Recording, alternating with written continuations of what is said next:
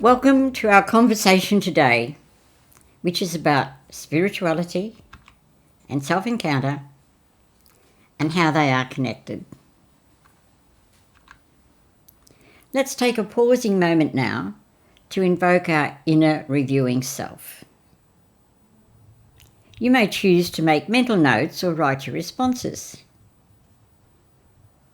In each of the pauses I am leaving now, I invite you to note your spontaneous reaction to each of these words, spirituality and self-encounter, when they were said. And now, I ask you to note what feelings were generated in you when you heard those words.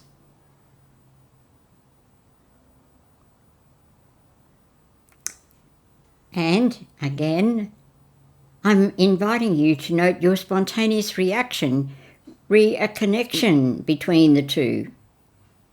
For example, new information isn't true, curious, or some other word. And lastly, I'm inviting you to make a conscious decision about whether you listen or not. We've just encountered parts of us that were there, but not in conscious awareness, when I said conversation and invoking the capacities that we have. 1, to pause. 2, to resurface emotional residue. 3, to have an interior conversation about these different awarenesses. And lastly, to make a decision about the way forward. And those 4 steps are spirituality in action or process. So now, let's consider what spirit itself is in regard to human beings. We have a tangible physical heart. Blood flow is necessary, and our physical heart organises that. We also have an intangible heart. For example, when we say someone is big-hearted, we don't mean a physically big heart. That person may or may not be aware of their personal quality that is being named as a big heart. This quality would come from that person's unique integration of aspects of love arising from the unconscious realities underpinning what I am naming as intangible heart. One fact is that there is an unconscious foundation in our intangible heart. For example, the need for and longing for love, which we all have. And this unconscious foundation is true of many needs that we all have, like safety, control, freedom, esteem, survival. And today, I'm choosing to expand on the human need for love in this conversation about the connection between spirituality and self-encounter. So, in this intangible heart, we have a need to be able to love. We also have a need to be loved. And we also have a need to belong. And the greatest punishment that can be given to a human being is to be in solitary confinement or ostracised.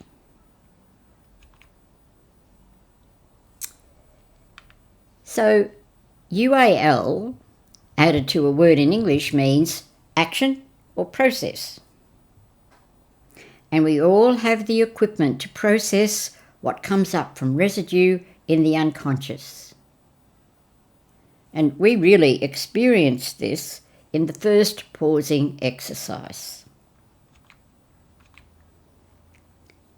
Facts. Sensory residue is held in the unconscious. And we all have a capacity to dialogue with what arises from the unconscious. And as well, we have a capacity to activate inner reviewing self. And lastly, we have a capacity to choose to move in flow with inner stretching edge invitations. I've used stretching edge because we have some inner movements which aren't leading us to growth. And so the ones that lead us to growth and balance, I am calling stretching edge. And again, ITY added to an English word means state, quality, degree. Fact. We all have a unique state, quality and degree of three things: desire, preference, don't like. These desires, preferences and don't likes have an unconscious element before arising into consciousness. When they are in awareness in consciousness, three strands of choice happen. We can ignore them, we can reject them, or we can say yes to those that are for inner growth or balance. And I call those ones stretching edge invitations. When unconscious arisings through tingles, clangs, niggles, nudges, jolts, inner disturbances are attracting our inner attention, we often find a stretching edge invitation embedded in it. And these invitations are either to bring balance to patterns that are out of balance or to invite us to move to more inner growth. I am using this next image as a diagram and metaphor. And it's putting what I've just said into the metaphor. So the dark part underneath, we all have this part in our unconscious that is not in our conscious awareness, of course. And the fingers that are emerging through the upper hand are like the stretching edge invitations which arise out of the unconscious. And when we say yes, we integrate those into our life and living, bringing more balance and leading us to become more of who we are capable of becoming. So how does this happen? And again, I'm using this image as a diagram and metaphor. We invoke and activate self-encounter experiences by saying yes to inner stretching edge invitations. So let's summarise universal human patterns. And again, I'm using this image as a diagram and metaphor. So the true tracks are like the conscious and unconscious within our human experience. And as you notice in the image, the tracks have less division as they go up around the bend there. And for us as human beings, there are various ways arising from the unconscious attract our inner attention. And just as these tracks have less separation happening at the top bend, so there is more integration of conscious and unconscious when those parts of us are in relationship. And again, as in this image, we don't really know where this increasing relationship between conscious and unconscious is going to lead us. The path obviously continues, but as in real life, we can't know clearly what is further ahead. And lastly, the metaphor in this diagram that I am using is there is an inherent desire for more in all of us, which is present all the time, sometimes stronger, sometimes not so strong.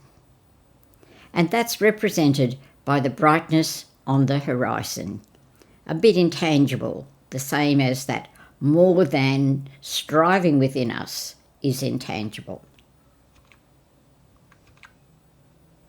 So how can these patterns be integrated? By activating capacities we all have that are triggered off by what arises from the unconscious. So here are some details. When something arises from the unconscious in the form of a tingle, clang, niggle, nudge, jolt, inner disturbance, we can dialogue with it. We can activate our inner reviewing self. We can choose to move in flow with inner stretching edge invitations for balancing what is out of balance or expanding inner growth. We did that in our first pausing exercise. So more about the how. Pausing, which we did. Hearkening, that's a doing element of listening, which we came to in number 4 of our pause. Saying yes to stretching edge invitations. Well, if you're still in this conversation, you said yes, and hopefully there will be something positive happen within you for listening to this conversation. But some of those benefits are more balancing, more freedom, more healing, more equanimity, more peace. So, another way of looking at it. Self-encounter is happening whether we are aware of it or not, or whether we call it spiritual or not. So that means we are all spiritual, because we all experience self-encounter as life unfolds for us. And as well, there are various patterns which impinge on and emerge from life experience. Quite a few that we don't control or surface, and others that we have a little say about. So, how do we move forward in life with the best possibility of developing our potential for being who we are? Pausing, hearkening, saying yes to stretching edge invitations, and then we will be moving in the direction of more balance, more freedom, more healing, more peace. So, what are the ways, or what we just said, are the ways to action our capacity to deepen spirituality, to come to know ourselves better, and to know more about who we are becoming.